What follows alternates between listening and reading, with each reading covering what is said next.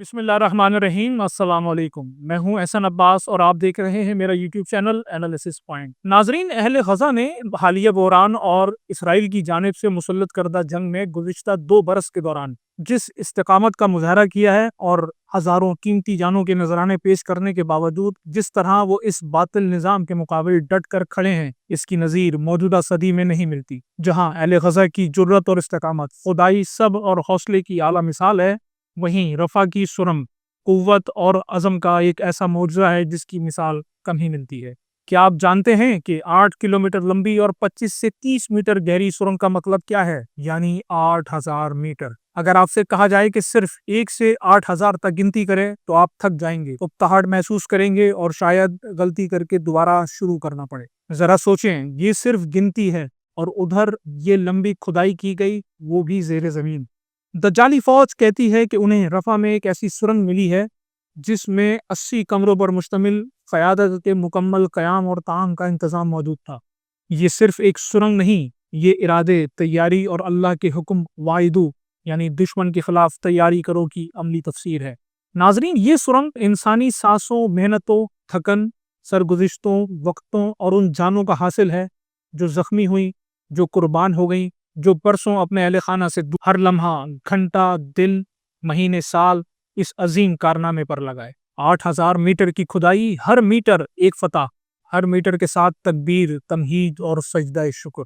रेतीली या चिकनी मिट्टी की जमीन में खुदाई करना अलग महारत चाहता है। फिर 30 मीटर गहराई तक उमूदी उतर कर जमीन के अंदर उफकी रास्ते बनाना, ये अपने आप में एक करिश्मा है। नाजरीन, क्या आप जानते हैं कि जमीन के अंदर क्या होता है? ऑक्सीजन कितनी कम, दर्जा हरारत कैसा।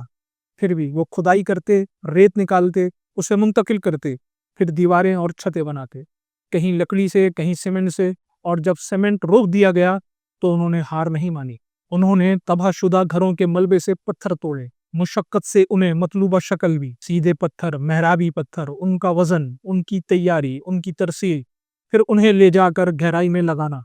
ये सब उस वक्त जब ड्रोन, जासूसी तैयारे और अमेरिका, बरतानिया और इसराइल की सैटेलाइट्स ऊपर ज़ेरे गर्दिश हों। अब यहाँ सवाल ये पैदा होता है कि क्या ये सुरंगें बनाने वाले वाकई इंसान थे या कोई दास्तान है, कोई फसाना या ख्वाब? लेकिन नहीं, ये हकीकत है। गजा की वो करिश्मा आफरी हकीकत है जिसे तारीख ने हमेशा के लिए रकम कर लिया है। उन्होंने ज़ेरे ज़मीन एक पूरा नया शहर गजा खड़ा कर दिया। तकरीबन 600 किलोमीटर तवील सुरंगों का जाल। फ्रांस जैसे तरक्की याफ्ता मुल्क की सुरंगें जो कई दहाइयों में तैयार हुई, उनके मुकाबले में ये जाल ज्यादा तवील और पेचीदा है, और वो भी इब्तदाई सादा वसाइल से। नाज़रीन, क्या आप जानते हैं कि इन सुरंगों की तामीर के दौरान हाथ कटे, पाँव टूटे, उंगलियां ज़ाया हुई, नाखून बुझ गए और 600 से जायद जाबाज शहीद और सैकड़ों जख्मी हुए। और फितना परस्त मुनाफिकीन ने कहा कि ये आपस में लड़ते मर गए।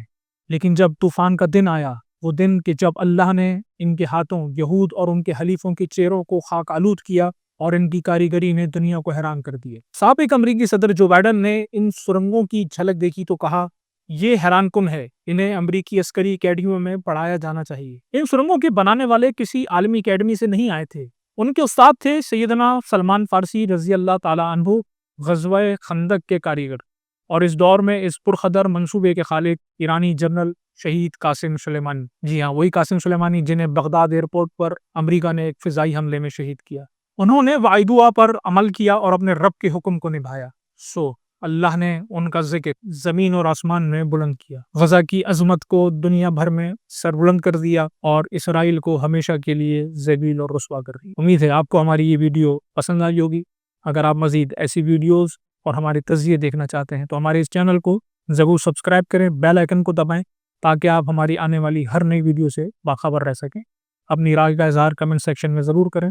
अब तक के लिए इतना ही, मिलते हैं अगली वीडियो में, तब तक के लिए खुदा हाफिज़।